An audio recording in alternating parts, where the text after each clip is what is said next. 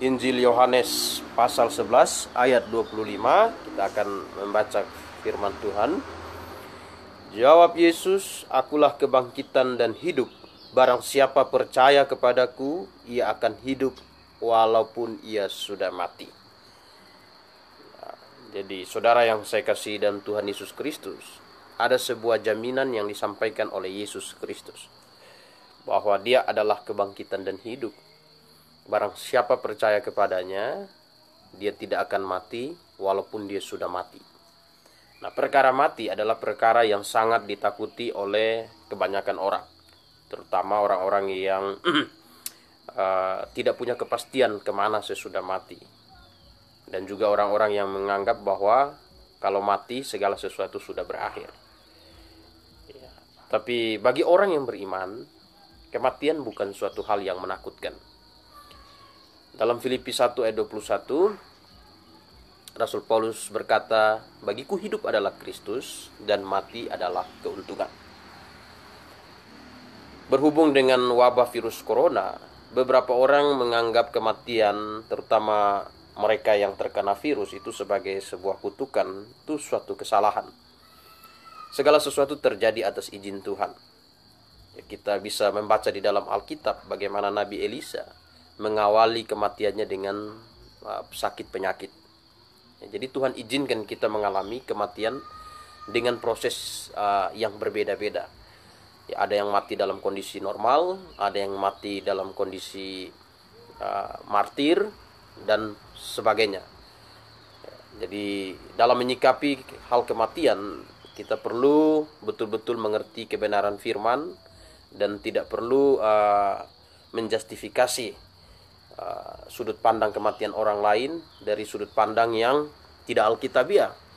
Ya, terutama mereka yang menganggap mereka yang mati karena COVID-19 adalah sebuah kutukan, itu sebuah kesalahan dan kekeliruan.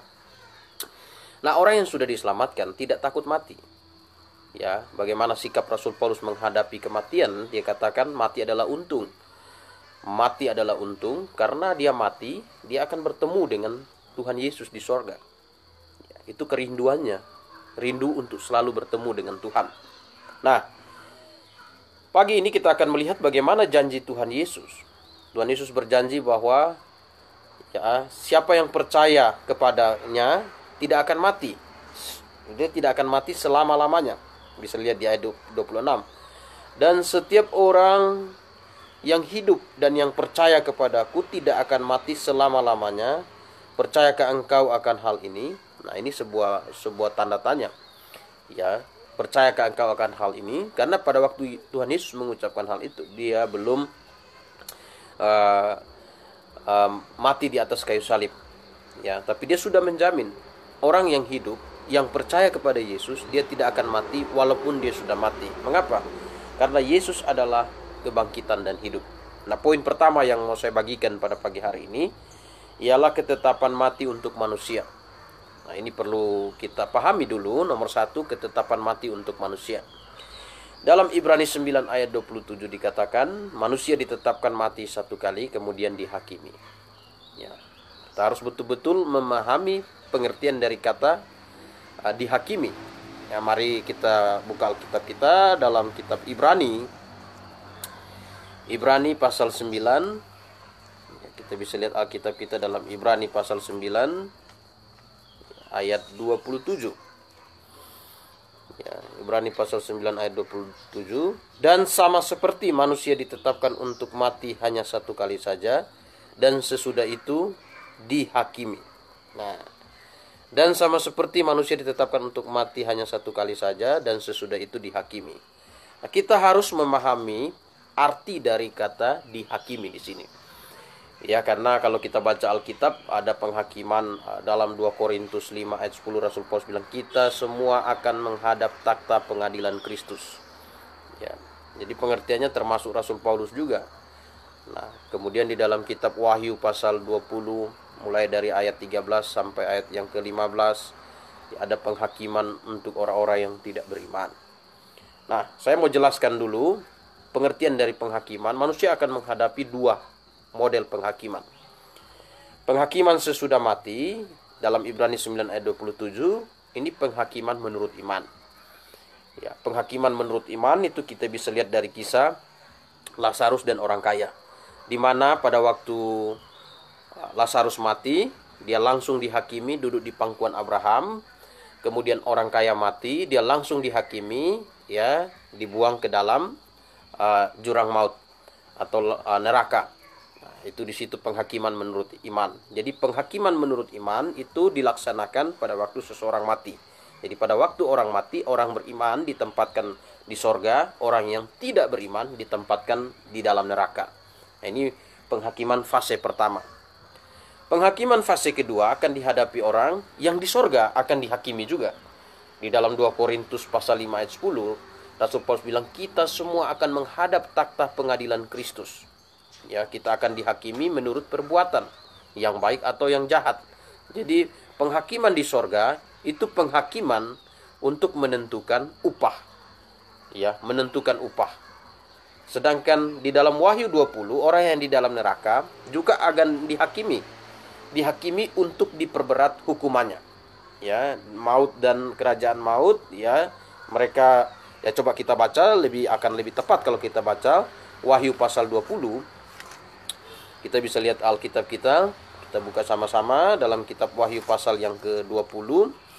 Ya, kita baca ayat 13, dikatakan di situ, maka laut menyerahkan orang-orang mati yang ada dalamnya, dan maut dan kerajaan maut menyerahkan orang-orang mati yang ada dalamnya. Ya, jadi kata kerajaan maut, ya, di sini dalam bahasa Yunaninya Hades atau neraka, ya, dan mereka akan dihakimi masing-masing menurut perbuatannya. Jadi orang yang di dalam neraka pun akan dihakimi. Untuk apa? Untuk diperberat hukumannya. Ya, jadi ini yang mau saya sampaikan kepada kita, bahwa ketetapan manusia, ya, ketetapan manusia mengenai manusia mati ditetapkan untuk dihakimi menurut iman, sorga atau neraka. Jadi hari ini kalau kita mati, kita ditentukan tempat kita, sorga atau neraka.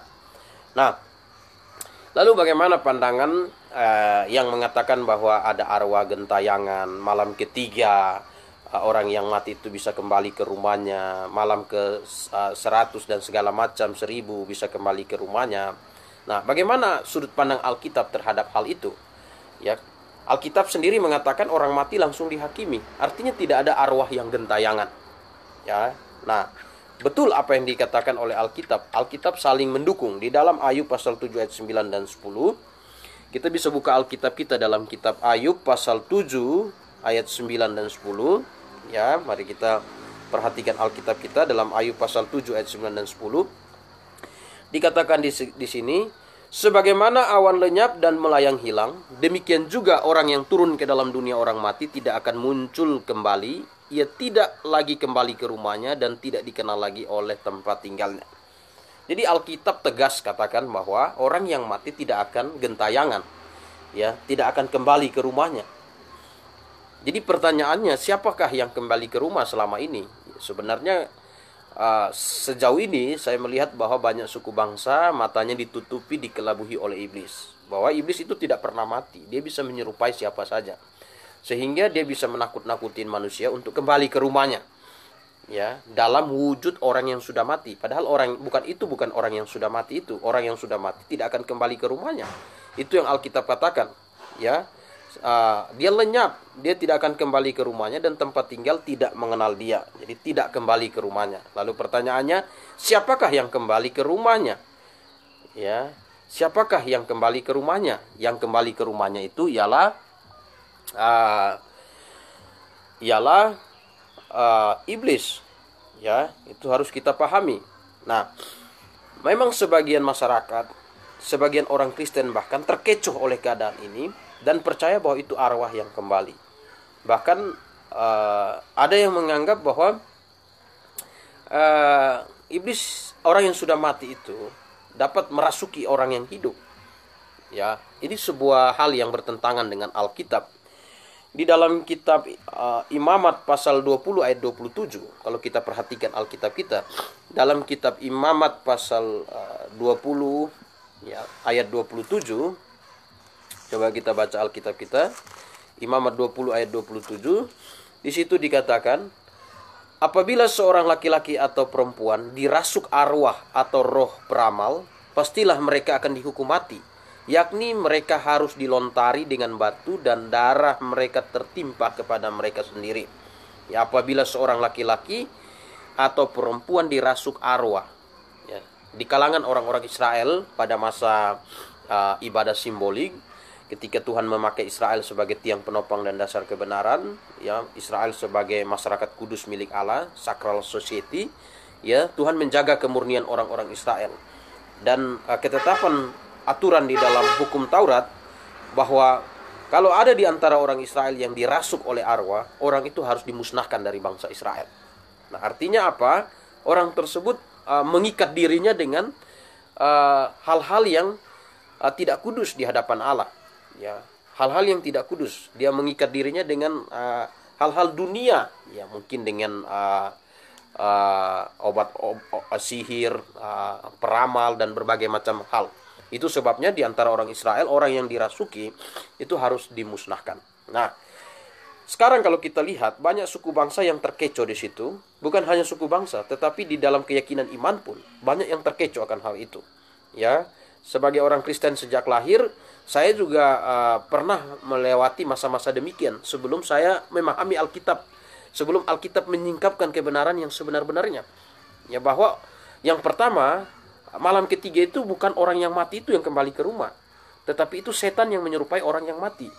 Ya, yang kedua, ya, orang yang dirasuki oleh arwah orang mati sebenarnya bukan orang mati itu, tetapi iblis yang merasuki sehingga untuk menakut-nakuti orang hidup. Sehingga orang yang hidup takut kepada orang yang sudah mati, bukan takut kepada Tuhan. Nah, itu tipu daya iblis. Nah, itu tipu daya iblis. Ya.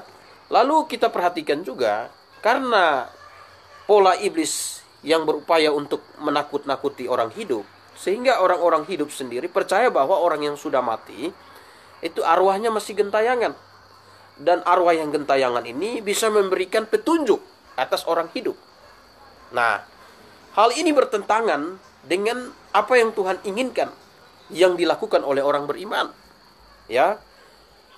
Alkitab katakan bahwa orang beriman tidak boleh meminta petunjuk atau bertanya kepada arwah atau orang mati. Nah, kita bisa lihat di dalam kitab Imamat pasal 19. Mari kita lihat Alkitab kita. Dalam kitab Imamat pasal yang ke-19, ya. Imamat pasal 19, kita bisa lihat ayat 31. Ya. Ayat 31, Imamat 19 ayat 31. Jangan kamu berpaling kepada arwah atau kepada roh-roh beramal. Janganlah kamu mencari mereka, ya, dan dengan demikian menjadi najis karena mereka akulah Tuhan Allahmu. Ya. Jangan kamu berpaling kepada arwah atau kepada roh-roh beramal. Jadi ini satu larangan yang Tuhan berikan kepada orang beriman. Ya. Imamat 20 ayat 6. Ya, nanti yang di rumah bisa baca itu. Imamat 20 ayat 6.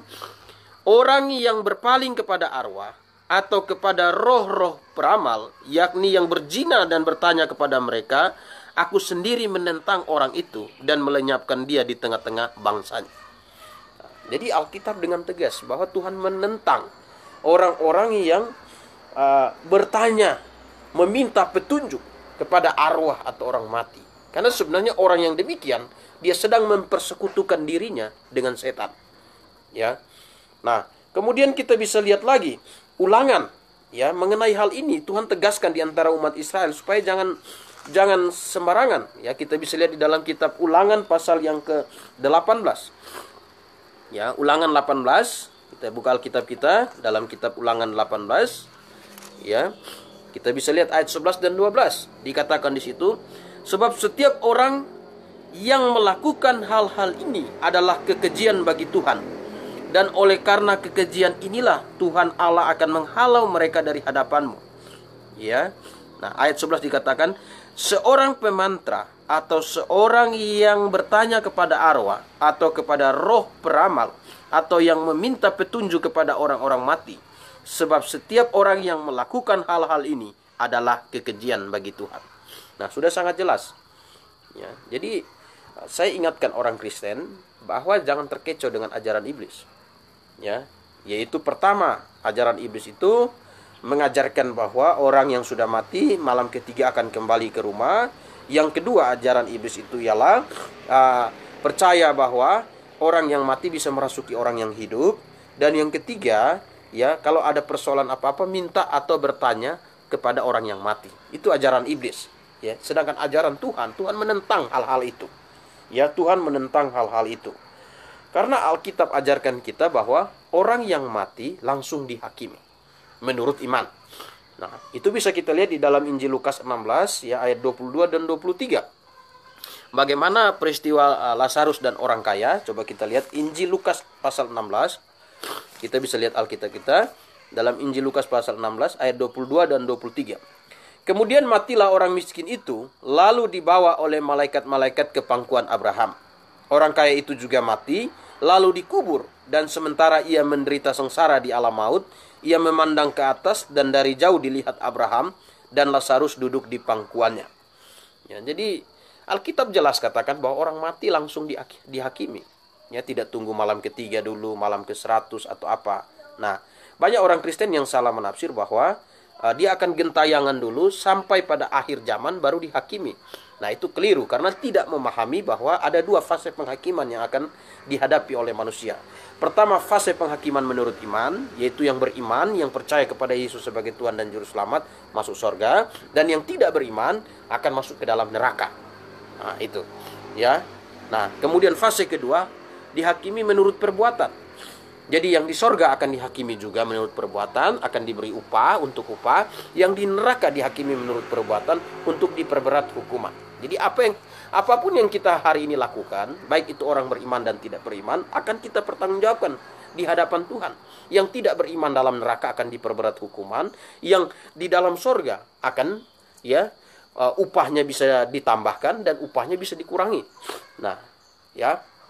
Jadi itu. Jadi poin pertama dari kita memahami makna kebangkitan Yesus Kristus bahwa pertama, manusia ditetapkan untuk mati. Jadi tidak ada orang yang tidak mati. Ya, banyak yang ketakutan dengan virus corona COVID-19 ini. Ya, mereka takut mati, tapi sebenarnya sudah pasti kalau bebas dari COVID-19 bukan berarti kematian tidak akan datang kepadanya. Ya, pasti kematian itu akan datang. Ya, tapi tetap kita bijaksana, jangan juga kita sembarangan karena saya khotbah bahwa kita pasti akan mati. Jadi kita hidup amburadul, ya.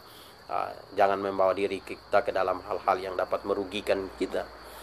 Ya, kalau kita dengan sengaja ingin mati atau bunuh diri, itu bertentangan. Tuhan melawan orang demikian. Ya, jadi itu. Nah, kemudian yang kedua kita akan lihat ya kebangkitan orang mati. Ya, mengenai kebangkitan Yesus Kristus. Ya, Alkitab katakan bahwa Yesus berkata, "Akulah kebangkitan dan hidup, barang siapa percaya kepadaku, dia tidak akan mati walaupun dia sudah mati." Mengapa? Karena Yesus sendiri ya mati dan bangkit. Ya. Kalau Yesus tidak bangkit dari kematian, maka sia-sialah kepercayaan kita. Sia-sialah kepercayaan kita. Ya, kalau orang mati tidak bangkit dari kematian, maka sia-sialah kepercayaan kita. Ya, di kalangan orang Saduki pada waktu itu, mereka tidak percaya akan kebangkitan orang mati. Jadi manusia habis mati, ya sudah begitu saja. Ya, tapi Rasul Paulus memberikan argumentasi kepada mereka dalam surat 1 Korintus pasal 15 ayat yang ke-14 Rasul. Tetapi andai kata Kristus tidak dibangkitkan, maka sia-sialah pemberitaan kami dan sia-sialah juga kepercayaanmu. Ya, ayat 16. Sebab jika benar orang mati tidak dibangkitkan, maka Kristus juga tidak dibangkitkan. Nah, jadi ini ada berhubungan, ya, punya hubungan. Jadi kalau orang mati, ya, tidak dibangkitkan, maka Kristus pun tidak dibangkitkan. Nah, ini punya hubungan. Jadi Yesus Kristus, ya, kita bisa melihat dalam Alkitab sebelum mati dia sudah berjanji bahwa dia akan bangkit. Dan pada waktu mati dia betul-betul bangkit. Walaupun ada upaya untuk menyebar fitnah bahwa mayat Yesus dicuri oleh murid-muridnya. Ya, fitnah itu dipelopori oleh ahli Taurat dan tua-tua orang Yahudi, kemudian bayar kepada prajurit yang menjaga pintu kubur Yesus untuk menyebarkan berita bohong itu. Ya, tetapi Alkitab memberikan gambaran dengan tegas bahwa Yesus Kristus yang bangkit itu bukan bersembunyi. Dia menampakkan diri bahwa dia sudah bangkit. Ya, mereka yang melihat kebangkitan Yesus, inilah mereka saksi hidupnya bahwa Yesus yang mati ini betul-betul bangkit. Ya, bahkan di dalam 1 Korintus pasal 15 itu di mana diberikan argumentasi bahwa Yesus yang bangkit ini menampakkan diri kepada lebih dari 500 orang. Ya. Nah, orang-orangnya itu saksi hidup. Ya. Di antara mereka adalah rasul-rasul yang menulis kitab Injil. Ya, yang menulis surat-surat. Ya, Petrus sendiri bersaksi tentang itu. Yohanes sendiri bersaksi tentang itu dalam surat 1 Yohanes. Ya. Kalau kita perhatikan ayat 1 Korintus 15 ayat 5 bahwa ia telah menampakkan diri kepada Kefas, kemudian kepada ke-12 muridnya, sesudah ia menampakkan diri kepada lebih dari 500 saudara sekaligus. Kebanyakan dari mereka masih hidup sampai sekarang, tetapi beberapa di antara mereka telah meninggal. Selanjutnya ia menampakkan diri kepada Yakobus, kemudian kepada semua rasul. Dan yang paling akhir dari semua, ia menampakkan diri juga kepadaku, sama seperti kepada anak yang lahir sebelum waktunya. Jadi jelas, ya, Rasul Paulus beri argumentasi bahwa Yesus yang bangkit bukan bersembunyi, tapi Yesus yang bangkit, dia menampakkan diri. Untuk apa? Untuk membuktikan bahwa apa yang dia ucapkan betul-betul digenapi. Ya. Nah, itu sebabnya ini mempertegas kepada kita bahwa orang yang mati hari ini pasti akan mengalami kebangkitan. Ya, akan mengalami kebangkitan. Nah, kalau kita lihat di dalam Alkitab, ada dua hal. Ya, yang pertama, orang beriman akan dibangkitkan untuk diberi tubuh kemuliaan. Ya, jadi kita yang sudah mati, hari ini yang sudah mati, ditempatkan, ya, dihakimi menurut iman, ya, di sorga, atau yang beriman di sorga, yang tidak beriman di dalam neraka. Ya, itu sesuai dengan Ibrani 9 ayat 27. Manusia ditetapkan mati satu kali, kemudian dihakimi. Ini penghakiman menurut iman. Ya, itu fase pertama. Tadi saya sudah jelaskan fase kedua, penghakiman menurut perbuatan. Nah, orang beriman dibangkitkan. Untuk apa dibangkitkan? Ya, kita orang beriman yang hari ini ada dalam kerajaan sorga, mereka belum menggunakan tubuh kemuliaan. Ya, belum ada tubuh kemuliaan. Karena pada waktu manusia diciptakan ya, memiliki tubuh, jiwa, dan roh. Ya, itu sangat jelas Alkitab katakan dalam 1 Tesalonika 5 ya, ayat 23. Manusia itu memiliki tubuh, jiwa, dan roh. Nah, jiwa dan roh, ya, hari ini yang ada dalam kerajaan sorga orang beriman jiwa dan roh. Ya, belum ada tubuh kemuliaan. Ya, belum ada tubuh kemuliaan. Jadi belum memiliki tubuh kemuliaan. Nah, kita akan dibangkitkan dalam 1 Korintus 15 ayat yang ke-50 sampai 53. Pada waktu nafiri berbunyi, ya, kita yang beriman bersama dengan yang hidup, ya, yang hidup bersama dengan yang mati dibangkitkan untuk diberi tubuh kemuliaan. Kita bisa lihat itu di dalam 1 Korintus 15 ayat 50 sampai 53 dikatakan, saudara-saudara, inilah yang hendak kukatakan kepadamu, yaitu bahwa daging dan darah tidak mendapat bagian dalam kerajaan Allah, dan bahwa yang binasa tidak dapat mendapat bagian dalam apa yang tidak dapat binasa. Sesungguhnya aku menyatakan kepadamu suatu rahasia, kita tidak akan mati semuanya, tetapi kita semuanya akan diubah dalam sekejap mata pada waktu bunyi nafiri yang terakhir. Sebab nafiri akan berbunyi dan orang-orang mati akan dibangkitkan dalam keadaan yang tidak dapat binasa, dan kita semua akan diubah. Jadi akan diubah. Apanya yang diubah?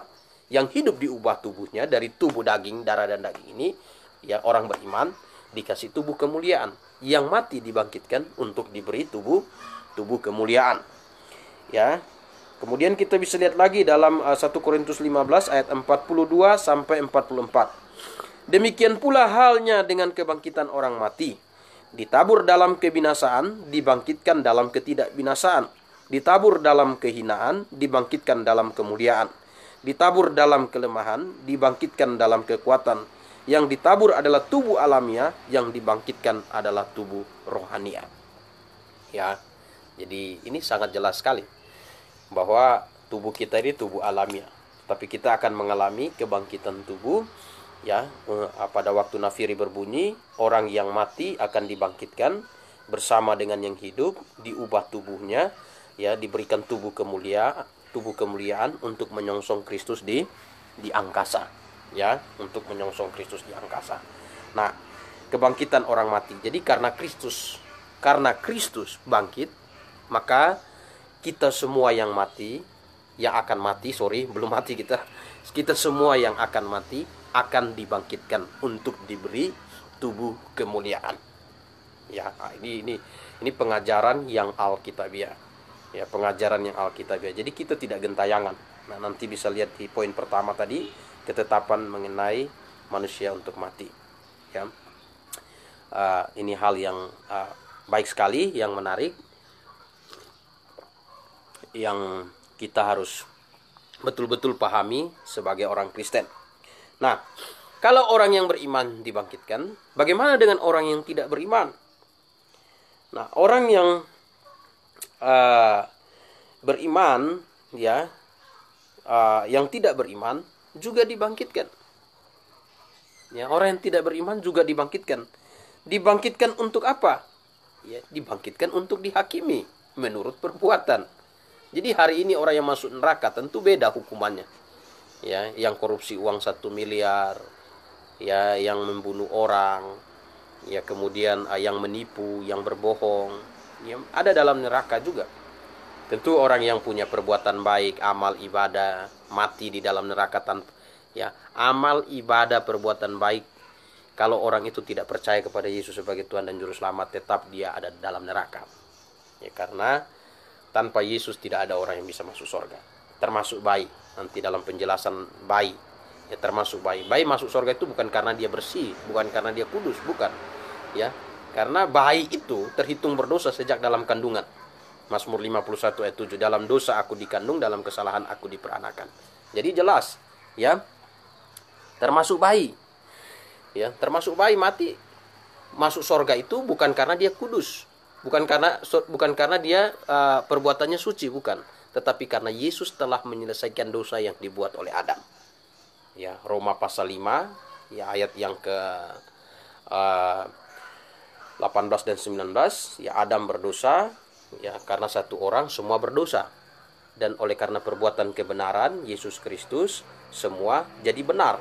Ya, jadi bayi itu dibenarkan oleh Yesus, sehingga bayi yang hari ini mati masuk surga bukan karena bayi itu tidak pernah berbuat dosa, salah, tetapi oleh karena Kristus telah menyelesaikan dosa yang dibuat oleh Adam, sehingga bayi bisa masuk surga. Jadi hari ini tidak ada satu manusia pun yang masuk surga tanpa Yesus. Jadi semua yang masuk surga itu karena Yesus, termasuk bayi yang mati. Nah, itu, ya, termasuk bayi yang mati. Jadi kalau hari ini orang itu orang baik, itu orang rajin, berbuat baik, beramal, segala macam, hal yang positif, ya. Tapi kalau dia tidak terima Yesus sebagai Tuhan dan Juru Selamat di dalam hidupnya, dia tidak sungguh-sungguh mengalami apa yang disebut dengan lahir baru, dia mati tetap masuk neraka. Nah, tentu di dalam neraka hukumannya berbeda dengan orang yang korupsi dan segala macam. Ya, dan hukuman yang paling berat di dalam neraka itu siapa? Hukuman yang paling berat di dalam neraka adalah orang yang sudah tahu kebenaran lalu meninggalkan kebenaran. Ya, atau orang yang sudah mengenal kebenaran lalu tidak mengambil sikap untuk mengikuti kebenaran. Itu hukuman yang paling berat. Ya, itu hukuman yang paling berat. Makanya Tuhan Yesus berkata kepada Yudas Iskariot, ya, lebih baik dia tidak pernah dilahirkan. Mengapa? Yudas itu seorang rasul. Rasul itu dasar gereja. Dia seorang rasul. Dia mengikut Tuhan, dia melayani dengan aktif, ya, tapi hidup dalam dosa. Nah, itu pendeta-pendeta yang masih hidup dalam dosa sambil berkhotbah, sambil tidurin anak orang. Nah, itu jangan dipikir kalian akan bebas dari hukuman. Hukuman berat menanti kalian. Ya. Nah, mereka yang sudah tahu yang benar lalu acuh tak acuh, ini hukumannya lebih berat. Ya, hukumannya lebih berat daripada seorang koruptor. Ya, ingat baik-baik ya. Makanya Tuhan berkata kepada Yudas, lebih baik dia tidak pernah dilahirkan. Yudas tidak pernah melakukan kriminal, ya, tidak pernah yang ini. Ya, dia punya kesalahan itu dari awal, dia tidak pernah terima Yesus. Kemudian dia karena tidak pernah terima Yesus, hidupnya hanya terdorong oleh hal-hal materi. Melayani ikut Tuhan hanya mau dapat keuntungan materi. Nah, itu jelas. Jadi orang yang melayani Tuhan sambil melayani sambil memikirkan untung dunia, hati-hati. Ya, hati-hati. Ya, bahwa kalau kalian tidak sungguh-sungguh lahir baru, tempat kalian tuh neraka dan hukumannya paling berat. Jadi kita lihat di sini bahwa orang yang tidak beriman pun akan dibangkitkan. Dari mana kita tahu itu? Kita di dalam kitab Daniel, ya, kita bisa lihat itu dalam Daniel 12 ayat yang kedua dikatakan di situ, dan banyak dari antara orang-orang yang telah tidur dalam debu tanah akan bangun, sebagian untuk mendapat hidup kekal, sebagian untuk mengalami kehinaan dan kengerian. Jadi kalau orang beriman, ya, bangkit untuk menerima tubuh kemuliaan. Orang yang tidak beriman bangkit untuk menerima tubuh kehinaan. Ya, tubuh kehinaan. Yesaya gambarkan tubuh kehinaan itu seperti bangkai. Ya. Tuhan Yesus gambarkan bahwa orang yang di dalam neraka, di situ ulat, ya. Ulat itu akan ya ada di dalam tubuh orang yang di dalam neraka. Karena bangkai, Yesaya katakan itu bangkai. Jadi dibangkitkan untuk diberi tubuh kehinaan. Ya, Daniel 12 ayat 3. Nah, di dalam Wahyu 20 juga yang tadi kita baca, kita bisa lihat Wahyu pasal 20. Ya, kita bisa lihat Alkitab kita. Ya, Wahyu pasal 20. Ya, di situ dikatakan, maka laut menyerahkan orang-orang mati yang ada di dalamnya, dan maut dan kerajaan maut menyerahkan orang-orang mati yang ada dalamnya, dan mereka akan dihakimi masing-masing menurut perbuatannya. Lalu maut dan kerajaan maut itu akan dilempar ke dalam lautan api. Itulah kematian yang kedua, lautan api. Dan setiap orang yang tidak ditemukan namanya tertulis dalam kitab kehidupan itu, ia dilemparkan ke dalam lautan api. Jadi Wahyu 20 ayat 13 menyerahkannya. Daniel gambarkan itu dibangkitkan. Ya, Yesaya gambarkan ya tubuh kehinaan, yaitu seperti bangkai. Orang hidup seperti di dalam neraka itu seperti bangkai. Tentu untuk diperberat hukumannya. Ya. Nah, jadi saudara yang saya kasih dalam Tuhan Yesus Kristus, kebangkitan Yesus Kristus kita maknai pagi ini dalam dua hal. Dua hal garis besar. Pertama, manusia, ya, ketetapan manusia untuk mati. Yang kedua, kebangkitan orang mati. Nah, jadi apa yang telah terjadi dengan Yesus Kristus, ya, itu menjadi satu kesaksian bagi kita hari ini, bahwa manusia yang mati akan mengalami kebangkitan. Dan orang yang percaya kepada Yesus, dia tidak akan mati. Dia tidak akan mati walaupun dia sudah mati. Sedangkan orang yang tidak percaya kepada Yesus, dia akan mengalami, ya, dia mati untuk dihukum di dalam neraka. Itu kematian. Karena di situ orang hidup bagaikan orang mati, ya, seperti bangkai. Nah, jadi sekarang mau pilih yang mana? Ya, Yesus Kristus telah memberi kesaksian kita lewat perkataannya, lewat tindakannya, lewat peristiwa yang terjadi. Dan sekarang tinggal bagaimana kita mau terima dia atau kita tetap berkeras hati. Mau ikut kebenaran atau tetap memelihara tradisi. Ya, tradisi malam ketiga, tradisi arwah dan segala macam. Dalam Matius 15 ayat 8 dan 9 dikatakan, bangsa ini memuliakan aku dengan bibirnya, padahal hatinya jauh daripadaku. Percuma mereka beribadah kepadaku, sedang ajaran yang mereka ajarkan ialah perintah manusia. Jadi kalau hari ini saudara mengikuti perintah manusia, bukan perintah Alkitab, ya, percuma ibadah saudara terhadap Tuhan. Itu Tuhan Yesus sendiri yang katakan. Mari renungkan hal ini. Saya Gembala dan Jesuat, Gembala GBI Agape Kupang, menyampaikan salam sejahtera. Maranatha.